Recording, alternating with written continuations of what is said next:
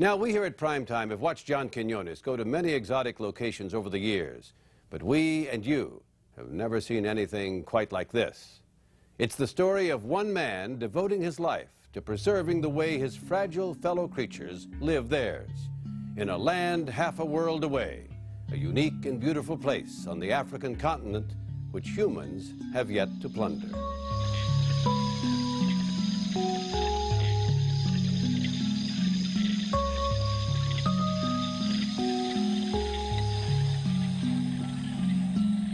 It is a jungle so remote that parts of it have never been seen by human eyes. Deep in the northern Congo, an enchanted world where butterflies grow as large as birds and trees rise as tall as buildings. A land where time has stood still. It's called Ndoki, the world's last virgin rainforest. 1 million acres, untouched by humanity. A Noah's Ark where animals and plants that have disappeared from the rest of the planet remain undisturbed. No one knows this hidden world better than Michael Fay, a 40-year-old American from New Jersey. He's been exploring this malaria-infested jungle step by step for 11 years, often wearing nothing more than a pair of shorts and sandals. So what's a nice guy from New Jersey doing here? Hiding. Perhaps, but he's also trying to stop the widespread slaughter of endangered species, defending the jungle against well-armed poachers. This elephant gun has probably killed hundreds of elephants over the years. It's all part of his mission for the New York-based Wildlife Conservation Society.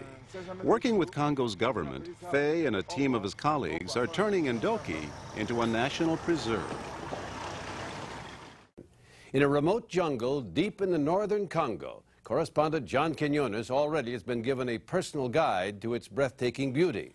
But he is about to encounter the dark side of a peaceable kingdom. You're on a deadly safari in the heart of Africa. These hunters are tracking chimpanzees just outside the limits of the Ndoki forest.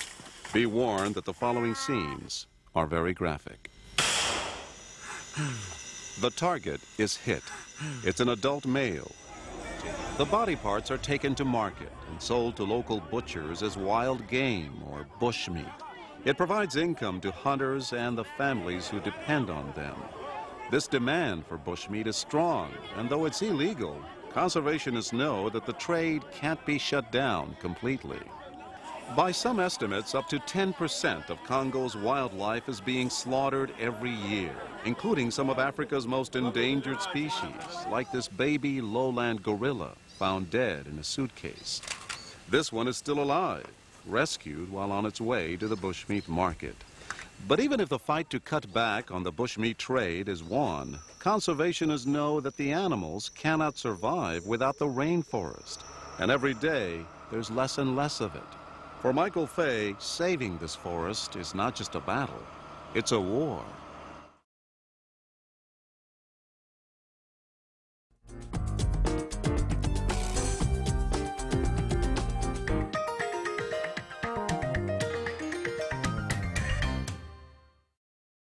For Michael Fay, saving this forest is not just a battle, it's a war. Most of the large blocks of forest in Africa have been divvied up in the last 20 years to logging companies. They have just been invading the forest at an unbelievable rate. Last year, French logging companies cut down 200,000 trees in this part of Congo. The product? Mahogany and plywood, most of it for export. Let's just have one place on Earth where, we're not thinking about how much money we're going to make off of it. Let's just say, this is an amazing place, and it's the last one left, so let's save it at any cost. This is what, a couple of 100 feet tall? Yeah, it's probably, about 200 feet. How much money is there in this? They're talking about $10,000 on the open market for this tree. Not bad. How old is this tree, do you think? Well, nobody really knows the ages of these trees, and we've had some dates that have been over 1,000 years old. So, you know, a tree that takes 1,000 years to grow takes 20 minutes to cut down. With the vigilance of a hawk, he watches over hundreds of miles of forest and its wildlife. I can see some buffalo down in the river there, and I don't see any elephants. We pass over a clearing where elephants normally gather, but today there's something terribly wrong here. There's 2 of them here. There's an elephant every 10 feet. The farther you walk, the more you see. They're everywhere. This place is just littered with carcasses. The killers are a local network of ivory poachers who ambush the elephants with powerful ammunition, remove their tusks, and then sell the ivory in bulk to Europe and Japan. This was a small elephant. Yeah, very small, which means that they're not being selective out here. It means they're just whacking any elephant they see like that. This random slaughter of elephants, Africa's largest endangered mammal, was supposed to have ended in 1989. That was the year Congo joined 99 other countries in banning the ivory trade. Within minutes, we count nearly 300 sets of remains, the biggest elephant killing field ever found. In the capital, Brazzaville, a few days later, we find markets teeming with ivory, sold right out in the open. It's real ivory? Yeah. Real? Yeah. Not plastic? No. Most of the customers here, we are told, are foreign tourists, mainly from Europe. Without the protection of conservationists, Ndoki would surely die. But the work of Faye and his team depends on funding, which is always uncertain. $600,000 a year to save, in my opinion, the last great wilderness in tropical Africa. And, you know, we can't come up with the money. And that's crazy. It's insane. It's just, it's unbelievable.